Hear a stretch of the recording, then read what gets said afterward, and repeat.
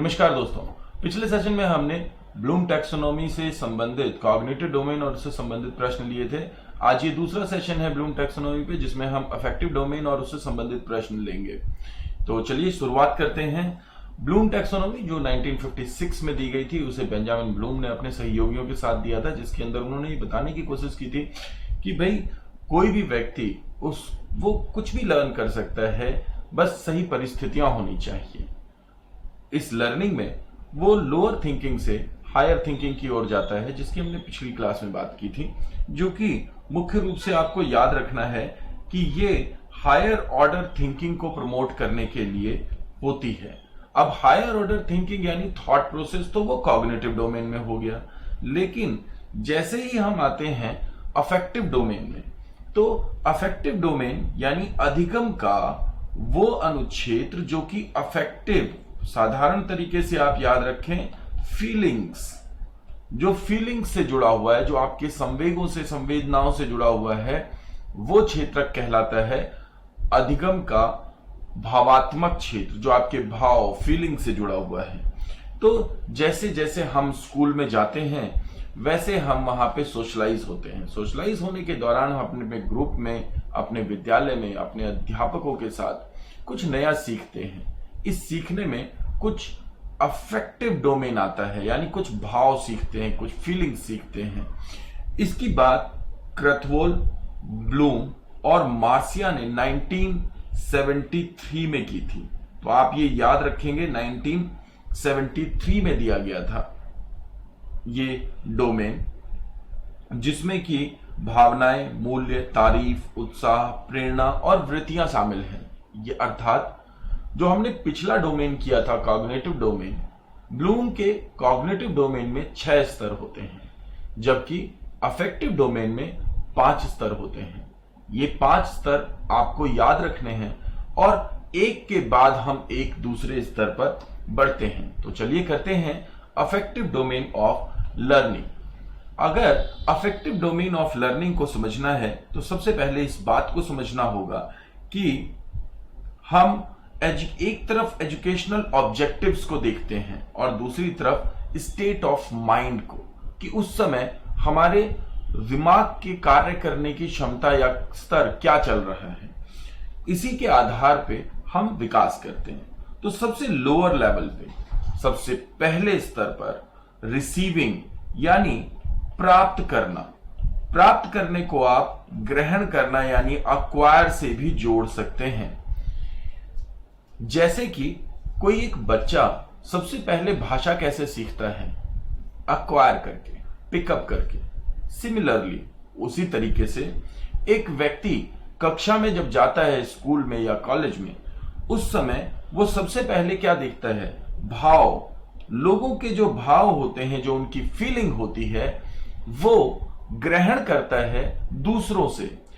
उत्साह यानी encouragement, success, failure, ये सारी चीजें वो देख रहा होता है, लेकिन वो ग्रहण किसका करता है। अगर मैं यहां पे एक आपको थियरी बताऊं, बैंडूरा की मॉडलिंग थियरी, तो हम जो अवलोकन करते हैं उसको हम ग्रहण करते हैं। इसी तरीके से वो जो अवलोकन करता है उसको ग्रहण करता है। क्या अवलोकन करता है? जिसके प्रति वो अटेंटिव होता है। यहां पे सबसे महत्वपूर्ण रोल है अटेंशन यानी अवधान का।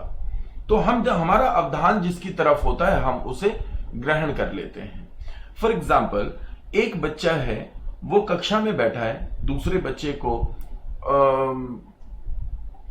सक्सेसफुल होने के लिए कोई रिवॉर्ड दिया गया।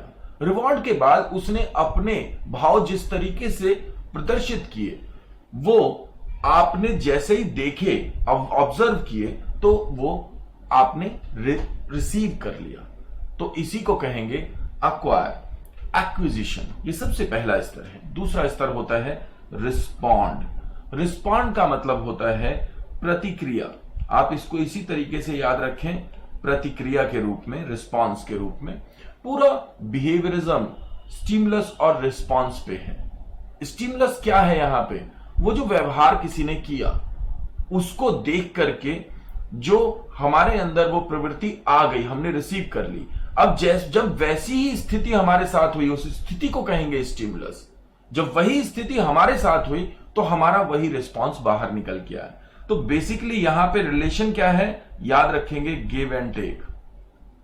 गिव एंड टेक यानी कि पहले टेक होता है, पहले हम लेते हैं और फिर हम देते हैं। यानी कि जो भी भावनाएं हैं, जो भी संवेग हैं, वो हम समाज में दूसरे लोगों से, दूसरे कैरेक्टर से ग्रहण करते हैं और फिर उसी को हम इमोट करते हैं। इसी तरीके से तीसरा स्तर आता है। तीसरे स्तर में वैल्यूइंग।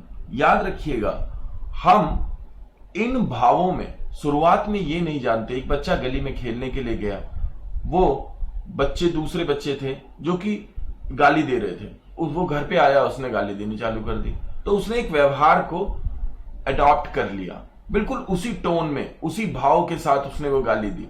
एंग्री होने लगा, फ्रस्ट्रेट होने लगा, इरिटेट होने लगा और गुस्सा दिखाने लगा। ये सारे क्या हैं? ये सारे वो भावात्मक क्षेत्रक हैं जो उसके अंदर डेवलप हो गए गली में देखने वाले बच्चों से। तो जो उसने प्राप्त किया वही उसने दिया। कहते हैं ना कि a person is known by the company he lives in, he और शी। तो आप जिस प्रकार की कंपनी में होगे वैसी चीजें सीखोगे। आपने सीख लिया तो गिव एंड टेक तो हो गया, लेकिन आपकी एक एज आती है जिस वक्त लगभग 12 इयर्स, लगभग 12 इयर्स, ये वो टीनेज का टाइम है जिस वक्त आप वैल्यू देते हैं। आपके अंदर एक वैल्यू सिस्टम ओरिएंट होता है और आपको ये लगता है ये सही है और ये गलत है। तो आपने लिए तो बहुत सारे भाव, लेकिन आपने दिया क्या? आप उसको इमोट नहीं करते। तो इस तरीके से आप वैल्यू देने लगते हैं, ये देखने लगते हैं, ये एक तराजू का काम करता है वैल्यू सिस्टम आपका। और फिर आप उसमें से कुछ भाव अपने अंदर ऑर्गेनाइज कर लेते हैं, इसे कहते हैं संगठन। तो याद रखिएगा, बहुत महत्वपूर्ण सेक्शन है। पिछली बार सोशल साइंस के एग्जाम्स में भी बहुत बार पूछा गया। ऑर्गेनाइजेशन, हम संगठन करते हैं, यानी कुछ प्रकार के ऐसे भावात्मक क्षेत्रक होते हैं, भावात्मक विचार होते हैं हमारे, जिनको हम अपने अंदर ढालने लगते हैं, तो शेप में आने लगते हैं। This is the age of लगभग 15 इयर्स। आप लोगों ने पढ़ा होगा एक आइडेंटिटी का डेवलपमेंट। एरिक्सन ने बहुत स्पेशली एक बात कही है कि जो आपके अंदर आइडेंटिटी डेवलप होती है वो 15 से 16 साल के दौरान होती है, ना इससे पहले और ना इसके कभी भी बाद। तो इसका मतलब क्या है? उस आइडेंटिटी के साथ आप अपनी एक पहचान बनाते हैं। वो जो पहचान है वो है क्या? लोग आपको जानने लगते हैं, ये तो ऐसा है, ये इस तरीके का व्यवहार करता है। तुम अगर उसे ये कहोगे तो वो ये कहेगा, वो ऐसे व्यवहार करेगा। ये जो लेवल है, यही है वो रीअरेंजमेंट ऑफ वैल्यू सिस्टम का।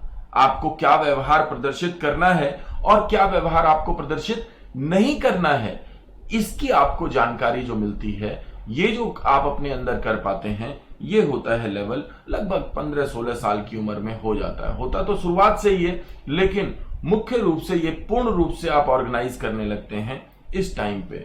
और इस तरीके से आपके अंदर फर्दर वयस्कावस्था में कैरेक्टर का निर्माण होता है।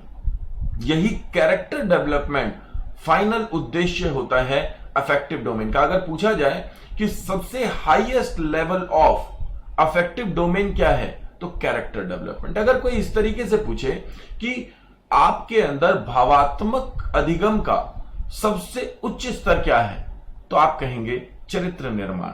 आप अपना चरित्र निर्माण करने के लिए, आप अपने कैरेक्टराइजेशन करने के लिए आप इन भावों को लेते हैं और इनकॉर्पोरेट वैल्यूज इनटू लाइफ, और फिर अपने जीवन में उन्हीं चीजों को ग्रहण करके समाहित कर लेते हैं, जिसके लिए आगे चल करके लोग आपको एक पूरे समावेशित भाव के लिए जानते हैं। तो ये है अफेक्टिव डोमेन। और इसी तरीके से ये एक के बाद एक स्तर से चलता है। इसमें हमेशा याद रखेंगे, एक हायरार्की हमेशा काम करती है। जब भी ब्लूम ने टैक्सोनॉमी दी है, तो सबसे नीचे वाला जो स्तर है, जैसे यहां पे रिसीविंग, तो ये सबसे लोअर लेवल ऑफ अफेक्ट्स हैं, सबसे लोअर लेवल ऑफ फीलिंग्स या इमोशंस हैं, और सबसे ऊपर कैरेक्टराइजेशन। तो अगर आपने किसी में से केवल रिसीव कर ली अगर कोई वैल्यू, और फिर आपने उसको कभी टाइम एंड अगेन दिखाया, प्रदर्शित किया, लेकिन उसका कैरेक्टराइजेशन नहीं किया, ऑर्गेनाइजेशन नहीं किया, तो अभी लोअर लेवल है। जब आप उसे अपने कैरेक्टर में ढाल लेते हैं तो ये learning highest level of learning है। तो यही है। अब देखते हैं कि इससे संबंधित प्रश्न किस तरीके से पूछे जाते हैं, क्योंकि यहां पे सबसे पहली चीज तो आपको याद रखनी है कि ये हायरार्की में है, सोपानीकृत कहते हैं। क्या कहते हैं? सोपानीकृत। तो ये स्तर हैं, कितने हैं? 5 स्तर हैं, इनको याद रखें। 1973 में क्रथवोल, ब्लूम, मार्सिया ने दिए थे। अफेक्टिव डोमेन में आप इसे याद रख सकते हैं, फर्स्ट 2 को गिव एंड टेक, थर्ड को जस्टिस यानी कि आप बैलेंस करते हैं, और फोर्थ एंड फिफ्थ को अपने व्यक्तित्व में ढालना। तो पहले वाले को गिव एंड टेक, फिर आप तौलते हैं, मापते हैं कि क्या सही है क्या गलत है, और लास्ट में दोनों को अपने व्यक्तित्व में ढालने की बात होती है, और इस तरीके से आप इसका विकास करते हैं।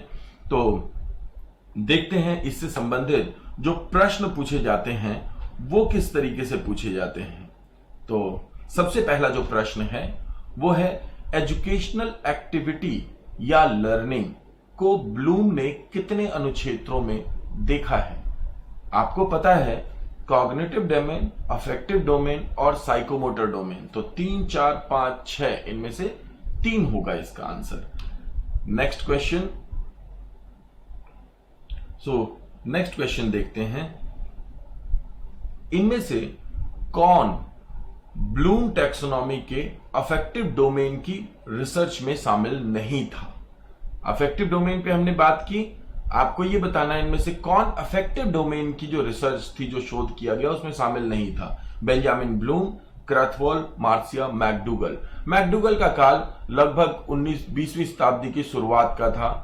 1908 में उन्होंने सोशल साइकोलॉजी पे एक बुक लिखी थी और इंस्टिंक्ट पे रिसर्च की थी। तो यहां पे आंसर होगा डी।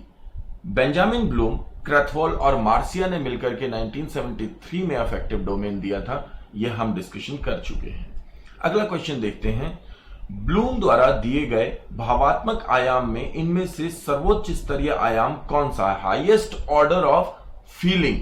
पिछले कॉग्निटिव में हमने क्या किया था? Highest order of thinking. यहां पे highest order of feeling. A responding, B valuing, C organisation या डी कैरेक्टराइजेशन। तो अभी हमने बात की कि पहले हम रिसीव करते हैं, फिर रिस्पॉन्ड करते हैं, फिर वैल्यू करते हैं, फिर ऑर्गेनाइज करते हैं और लास्ट में कैरेक्टराइज करते हैं। हाईएस्ट लेवल पूछ रहा है तो आंसर होगा कैरेक्टराइजेशन। ठीक है, तो इस प्रकार से ये कुछ प्रश्न बनते हैं। देखिए, एक व्यक्ति बिना भाव के, बिना empathy, sympathy, anger, fear, love, ये सब हमारे अंदर के भाव हैं। हम इन भाव की जो सर्वोच्च परिकल्पना होती है वो होती है कैरेक्टराइजेशन।